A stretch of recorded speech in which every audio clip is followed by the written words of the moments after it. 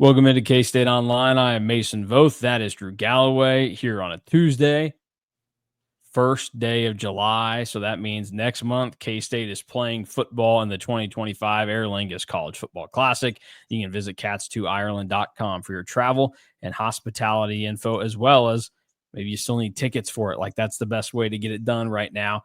If you want to be there, August 23rd, 2025, and then the days leading up to it, where you'll get to explore many different parts of a country that I'm sure most people going to this game have not been to before. Or maybe you're like me, and this is going to be the very first time you've even left the country, and it's to go watch a college football game.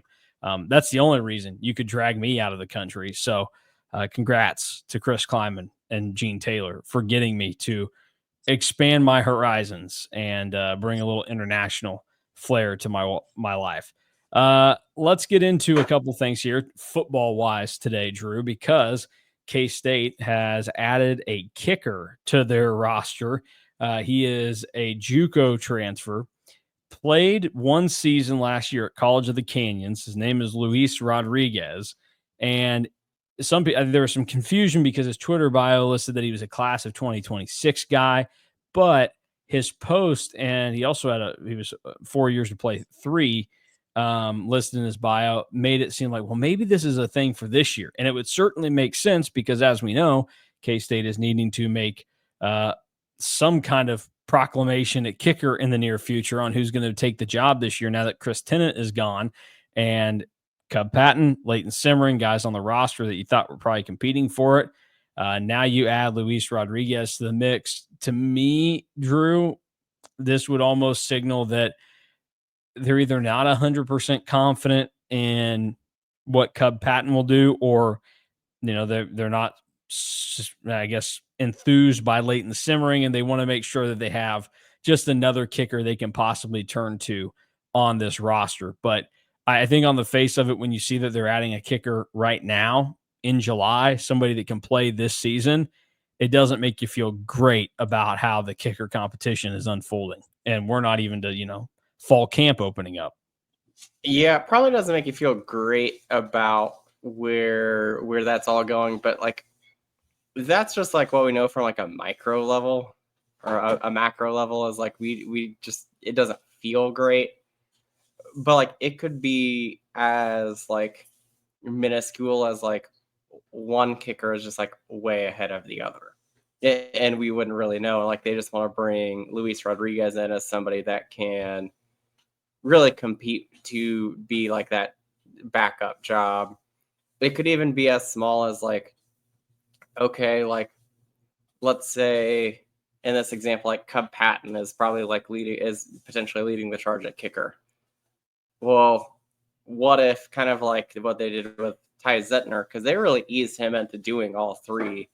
But what if it's like a situation where like they just don't want somebody to come in and just do kickoffs? Like there's so many things that this could possibly be, but on like just the surface level, it makes you a little bit nervous, and was something that has really gone under the radar. And before they even added Luis Rodriguez to the roster for this upcoming season, was actually one of the top things that I have written down for us next week when we talk to Chris Kleiman at Big 12 Media Day, to kind of get a little bit of insight on where that is, because I think for as kind of like a polarizing topic that it seemed like Chris Tennant was for a long time, Chris Tennant was better than probably 80% of college kickers if you really go in and look at his entire career. So I think that that's kind of been like a loss that has got a little bit under the radar, and some of that is probably a little bit on us for not really thinking about it.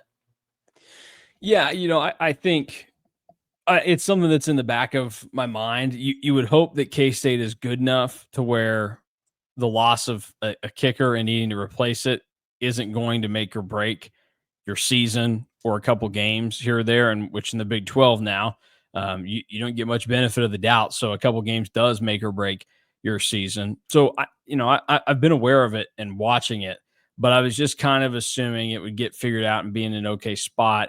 And again, you talk about like without any of the direct information on it and knowing what this looks like and how this is truly playing out inside of Veneer, things may be fine. They just may want another kicker for depth purposes because even if they have somebody that's looking good right now, you can get them out there in their first, go of it and end up deciding, oh, we got to pull the plug and get them out of there. I mean, you need to have options there as K-State did in 2022 because it helped them win a Big 12 title. I mean, the guy they went to in the middle of the year kicked the game-winning kick in the Big 12 title game. And you look, and Chris Tennant possibly was one of the main reasons they lost that game in Fort Worth earlier in the year. And he very easily could have been on the hook for a loss in Ames if K-State hadn't won that 10-9. Like he missed at least one kick in that game. Maybe there was a second one. Like he struggled in 2022. They needed to go to somebody else, and it helped them kind of get forward in their season. Now you need to have options there, but it just, if you're putting everything together, connecting the dots, you see this, that K-State's looking for a new kicker. It presents some worries. So I think that's one of the things that, again, they're kickers. I know some people are going to say, it doesn't really matter or whatever. It's one of the things I'm most interested in asking Chris Kleiman about because I think it's one of the true position battles that we have to discuss this offseason with K-State football. Kicker and backup quarterback are like the only real position battles that I'm like, okay, like what's actually going to go on there? Because every other position I can like list off. I'm like, okay, like I have a pretty good idea of what it's going to look like. And we probably won't get a great answer next week, but I'm just fascinated to hear about like where all of that lines up. Even like to a certain extent, I'm not necessarily sure what they're going to do return wise because there's a chance that they really try and limit Dylan Edwards' hits and have somebody like Davon Rice or like Monterey Elston or someone of that nature be the returner instead. Yeah, I don't know. Just something to put on the radar of everybody. And if you're wondering about Luis Rodriguez and why he would become an attractive option for K-State, well, first off, the fact that he was available at this point in the year to be added to the roster right now is there for one. Last season at College of the Canyons, he was 21 for 25, which is 84%. His long was from 54. He was 31 of 34 on his PATs. So pretty solid considering where he came from as a kicker. He had 2 makes from beyond 50 yards last season, a couple beyond 40 as well. So they definitely trusted him, and it'll be something to pay attention. And now this is a guy that comes in where I think the assumption was Cub Patton, the true freshman out of the Lubbock area, was probably going to come in and be your kicker. I don't know that, like, even if you like Cub Patton, I'd say Luis Rodriguez comes in with the bona fides that he easily could be your day one kicker in Ireland. Yeah, it's a fascinating thing to really think about because, I mean, you don't really see an ad this late at a position that is kind of just as important as kicker is. So I'm fascinated to see what all transpires there and if we really get an answer from Chris Kleiman about the kicking situation. Yeah. All right. Let's move on real quick just to keep everybody up to date. We are officially 1 week out from K-State going to Frisco. I was about to say Arlington, not Arlington anymore. Frisco for Big 12 Media Days. They will be joined on day one by Arizona State, Baylor, BYU, UCF, Cincinnati, Iowa State, Texas Tech. And of those, some interesting notes. K-State will send Avery Johnson, Taylor Poitier, Cody Stufflebean, Desmond Burnell, and VJ Payne. Probably going to be one of the more popular guys to talk there. The players is Avery Johnson. Joining him in that boat is probably going to be Sam Levitt and Jordan Tyson of Arizona State, and then Sawyer Robertson of Baylor. I think the most interesting guy to speak to next week on Tuesday is probably going to be Kalani Sitake, where he is going to get a lot of Jake Retzlaff questions and then a lot of questions about who's going to be your quarterback now, or you were ready for this, all of that. So it'll be a little bit of a circus day one at Big 12 Media Days next week, and K-State will be right in the middle of it. They take 5 players. Some teams are taking up to 6. Others are taking as little as 3. That would be Mike Gundy in Oklahoma State that is setting the bar very low, taking a tight end, a defensive tackle, and a DB. Yeah, if you're taking 3 guys, because I think West Virginia is one of those, I'm not expecting a lot from you. West Virginia also not taking a quarterback, which is interesting considering Nico Marchiol has been on the roster for 3 years, has played in parts of 3 seasons now, and they're not bringing him. That's a great sign. So looking forward to day one. I think that it will be, it's a very old group that is coming through for K-State. Cody Stufflebean is in his 6th season. VJ Payne is in his 4th season. Avery Johnson is in his 3rd. Taylor Protier is in his 6th or 7th. I think it's the 7th. Oh, yeah. He's been here as long as Climate has, so that's 7. So it is definitely an older group. And then Desmond Purnell's also in his 4th or 5th season. So definitely an older group, more experienced. Any surprises to you? Because there's only really one that surprised me. And I figured that Austin Romaine would be one of the players. Yeah, I'm a little surprised that Austin Romaine is not coming. I mean, he's a junior now. He is viewed as probably the best player on this team if you're just going for a total talent relative to the position. So I was a little surprised that they're not taking him, but I kind of get it. You look at this list, these are all guys that are probably going to be your captains this season. Yeah. Because of where they're at, experience level. And so I think that was probably just the way that it was done. It was, a diplomatic way. And also Chris Clement, I think, probably felt like these were the 5 guys that best represented the program. And maybe a little bit of just not wanting to give into the circus of media days this year and feel like, oh, let's bring Dylan Edwards or Jace Brown or whoever else, where you bring these 5 guys. The only thing people can really ask them about is K-State football. Whereas you bring Jace Brown, people are going to ask about, well, did you think about entering the portal last year? How did that go down? People can ask Dylan Edwards about, his portal experience. And then did you get the ball enough last season? Did they not do that? And then you also have to deal with more running backs. And even though I think those guys would handle it well, and I'm not saying it's their fault that they're not going, I just think that you look at these 5, what are you going to talk to Cody Stufflebean about other than K-State football? Same goes for Des Purnell. All 5 of these guys have started and continued their career at K-State, and it's been drama-free for them, whether it's real drama or manufactured drama, which is what would be the case for Jace Brown or Dylan Edwards. Guys that I think have been to the most on the team. Because from day one, VJ Payne, Avery Johnson, spotlight when Khalid had that. Taylor Protier has spoken to the media. Cody Stufflebean as well. Experience talking to the media. 5 that K-State could come up. Yeah. We'll see whatever. It would have been. It would have been fun, besides having somebody like Romaine there, it would have been fun to have Jerron Tibbs there, or somebody. But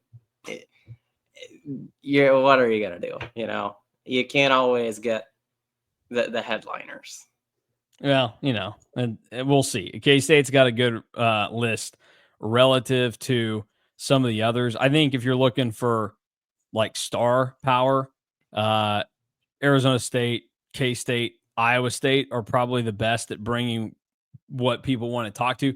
Colorado, I guess, would be there because they're bringing 2 quarterbacks and Jordan Seaton, and also Deion Sanders will be there. Now, they are bringing a kicker, which is odd because wasn't that a big problem for them last year? They weren't a great kicking team. I don't know. That's kind of a strange deal. But yeah, honestly, I think there are a lot of teams that are kind of in this weird area right now. Maybe this is the roster movement situation we're in, where you look and it's not a lot of stars. KU's bringing Jalen Daniels, but with everything they lost, They're not bringing a running back. They're not bringing receivers. They've got an offensive lineman, albeit a good one, in Bryce Foster, and then a defensive end and a defensive tackle. And they're not even bringing DBs, which have been a mainstay for them the last couple of years. And we just talked, there are 5 teams that aren't bringing quarterbacks to media day this year. So if you're not bringing a quarterback to media day, I don't expect much from you. Yeah, that's a good rule of thumb. Or Also, what about if you bring 2 quarterbacks to media day? If you bring 2, I'm just a little bit confused by your process. Although I do think of the teams not bringing a quarterback, there's a clear, I think, best team of those 5. Oh. I mean, are you still thinking it's BYU? No, I think that now without Retzlaff, Houston is probably the best of those 5. Oh, interesting. That's also not a good sign for Connor Wegman, I would say. No, I don't know who's behind him, but that's not a good sign. I would tend to agree with that statement. Maybe that class of 2026 kid actually enrolled early and we didn't know about it. I don't know. So, no, I would agree. That's probably not a great sign. All right. Well, we've got that to look forward to. It'll come next week. We'll be down there. Same type of thing as last year, where we're going to have plenty of coverage for you on both days. Load up with the content and discuss K-State down there with players, coaches, anybody else that is strolling through. We'll try and do a little bit more this year outside of the K-State bubble as well, and we'll try and nail down a time to maybe try and go live for everybody down there. It was a little weird last year in Vegas. I'd blame part of that on the time difference and everything, but we're also used to this 8 teams on one day thing now. So we've got that under our belt. We'll do that. Tomorrow we'll have just a regular show for you. So look forward to whatever that brings. And then Thursday, because we'll just bump it up a day. That way you have plenty of time to digest it, or you can save it for the day it was meant for. KSO Classic, K-State, Texas, 2006. Drew, you were saying beforehand you'd finished your rewatch already, so we've both watched through it now. Yeah, I have a lot of notes and a lot of things to say. Boy, this will be a high score for me for a lot of things besides the broadcast booth. Holy moly! Oh, interesting. I think we're going to have some disagreements there. We'll agree on one area of the broadcast. I mean, I'll just spoil it for everybody. Andre Ware was on the call, so that's all you need to know about where that would go. Gary Thorne was not at his best in this game either. Well, maybe not, but he just I love Gary Thorne, so he sounded great. The content of it may not have been great. He was just overly excited, and you got to think, Drew. He doesn't call a ton of college football. He was just getting out of baseball mode, so he wasn't used to like seeing some. It was very clear and obvious that he hadn't called many college football games beforehand. Well, he sounded great every time Yamon Figures did something, so that's about all that mattered in that game. We'll talk about it on Thursday for everybody, and then get into the 4th of July weekend, where on the 4th, K-State is in the hunt for a sought-after recruit in Tucker Ashford. So keep an eye on that, and we'll keep everybody up to date with it over at KStateOnline.com. So we're out of here for today. For Drew Galloway, I'm Mason Voth. Thanks for watching and listening to K-State Online.